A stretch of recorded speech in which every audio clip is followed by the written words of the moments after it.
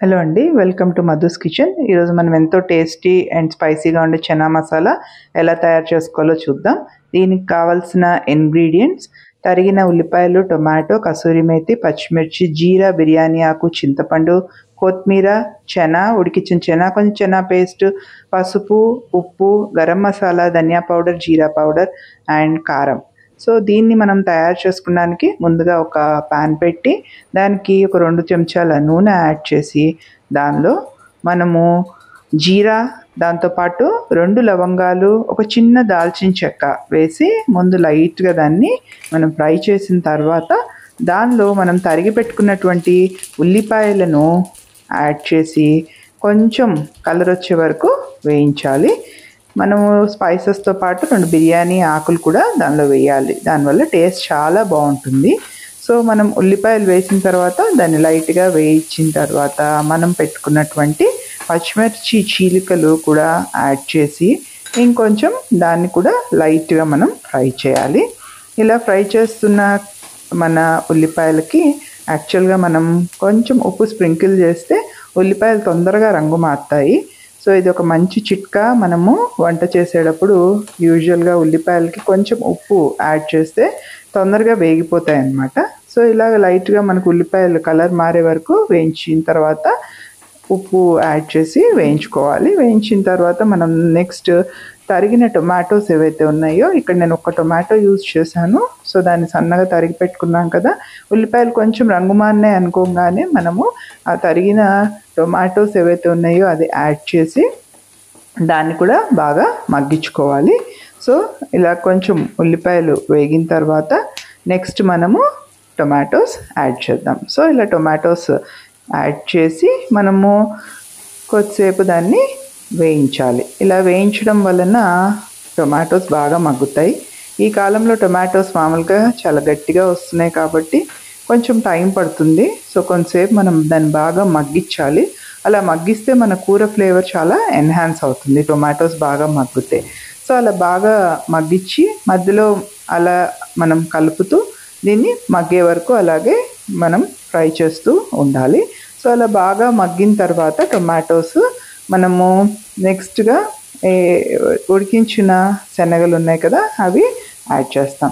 So ఉడికించిన శనగలు add చేసిన తర్వాత మనము నెక్స్ట్ సో ఇప్పుడు చూసినట్టయితే మన టొమాటోస్ కొంచెం మగ్గినాయి. ఇలా మగ్గినటువంటి ఈ టొమాటోస్కి మనం నెక్స్ట్ వచ్చేసేసి చనా యాడ్ చేస్తాము. బాయిల్ చేయడానికి చనా యాక్చువల్గా 2 to 3 విజిల్స్ లేదా 5 విజిల్స్ దాకా కూడా రావచ్చు.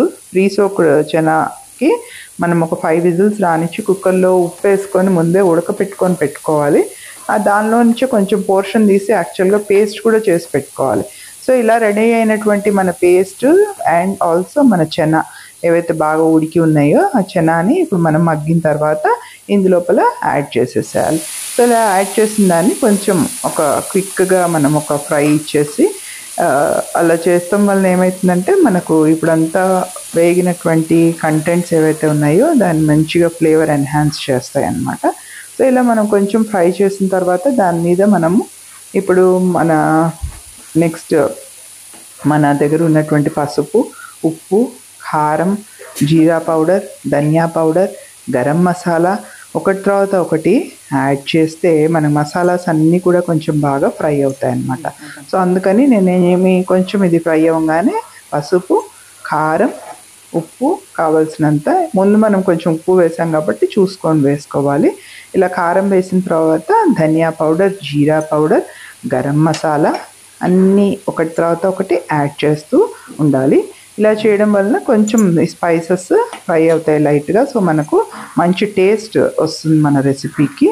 సో అన్నీ స్పైసెస్ పౌడర్స్ ఏవైతే ఉన్నాయో అవి వేసిన తర్వాత మనము ఒక్కసారి అలా కలిపిన తర్వాత నెక్స్ట్ మనము దీనిలో కొంచెం కసూరి మేతి, ఒక 2 స్పూన్ల కసూరి మేతి యాడ్ చేస్తాము. సో ఎప్పుడు చనా మసాలా మనము కసూరి మేతి వేస్తే కనుక ఫ్లేవర్ చాలా ఎన్హాన్స్ అవుతుంది. సో ఇలా కొంచెం కసూరి మేతి వేసేసి లైట్గా మనం ఫ్రై చేసిన తర్వాత కొంచెం కసూరి మేతి ఫ్లేవర్ పట్టేదాకా మనము ఫ్రై చేయాలి. చేసిన తర్వాత మన దగ్గర ఆల్రెడీ మనం పేస్ట్ ప్రిపేర్ చేసి పెట్టుకున్నాం, chana masala paste, chana paste like boil చేసిన చనా పేస్ట్, అది యాడ్ చేస్తాం అన్నమాట. అది యాడ్ చేసిన తర్వాత బాగా దాన్ని కలిపి మనము నెక్స్ట్ ఒక 2-3 మినిట్స్ మనకి ఎట్లాంటి కన్సిస్టెన్సీ కావాలో దాన్ని బట్టి మనం చూసుకొని దీన్ని కొంచెం ఓకే అలాగా బాయిల్ అవ్వనిచ్చి ఎంత కన్సిస్టెన్సీ కావాలంటే లూజ్ కన్సిస్టెన్సీ కావాలంటే కొంచెం ఎక్కువ వాటర్ యాడ్ చేసుకొని బాగా దాన్ని మిక్స్ చేసి ఫైనల్గా మనము అంతా రెడీ అయిన తర్వాత దాన్ని మనము డిష్ అవుట్ చేసుకోవచ్చు. సో ఇది ఇలాగ మన చనా మసాలా కర్రీ రెడీ అయిపోతుంది. సో ఫైనల్గా మనం కొంచెం కొరియాండర్ కూడా యాడ్ చేసి దింపే ముందర దానికి మంచి కొరియాండర్ యాడ్ చేస్తే ఫ్లేవర్ ఇంకా ఎన్హాన్స్ అవుతుంది. సో ఇలా తయారు చేసిన మన చనా మసాలాని డిష్ అవుట్ చేసుకొని దాన్ని మనము గార్నిష్ చేసి సర్వ్ చేయొచ్చు.